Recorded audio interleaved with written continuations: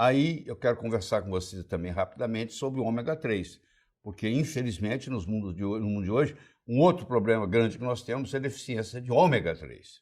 Tá? E aqui está o pai do ômega 3, é o Dr. Bjorn Dyberg, um dinamarquês que foi discípulo do John Vane, que ganhou o Prêmio Nobel de Medicina em 1982 por descobrir o mecanismo de ação da aspirina, e esse indivíduo começou a notar várias coisas diferentes.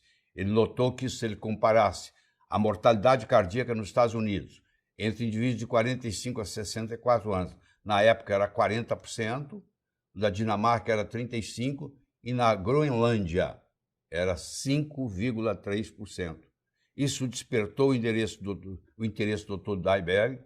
Ele chegou a fazer 5 expedições em um período de 12 anos. Ele ia lá na Groenlândia, estudava aquele pessoal e trazia as amostras de sangue e media e viu quanto eles comiam de ômega 3 por dia. Isso foi publicado em 1971 no Lancet, uma revista médica de grande prestígio, tá? E hoje nós sabemos que aqueles órgãos, tem órgãos que precisam mais de ômega 3 do que outros, como é o caso do cérebro, como é o caso do coração, como é o caso da retina. O lugar onde mais você tem concentração de ômega 3 DHA é na retina.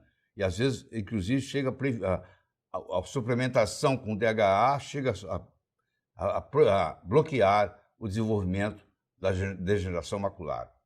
Os órgãos mais influenciados pelos ácidos graxos ômega 3 são aqueles com atividade elétrica mais intensa, como é o caso do cérebro, como é o caso do coração, como é o caso dos olhos.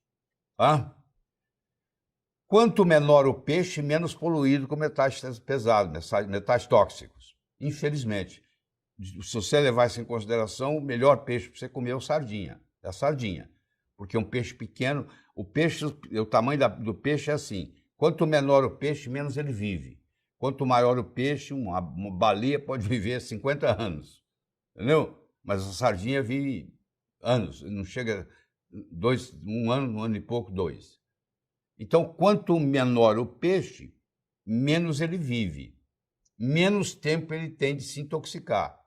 Quanto maior o peixe, ele vai comendo outros peixes que já estão intoxicados. Por exemplo, o atum. Hoje eu não recomendo ninguém comer atum, porque o atum hoje está contaminado com mercúrio, que é um peixe que vive muito tempo e que come outros peixes e vai acumulando esse envenenamento. Certo? Então você tem que tomar cuidado. Terceira coisa que eu coloquei aqui, que não dá para colocar muito nesse período, é o magnésio. O magnésio é fundamental. Sem o magnésio, nós não teríamos oxigênio. Por quê? O magnésio é a base da clorofila, do cloroplasto, que pega o gás carbônico e transforma em oxigênio. Nós não viveríamos sem oxigênio. Uma pessoa com 3 minutos com falta de oxigênio pode ter lesões irreversíveis.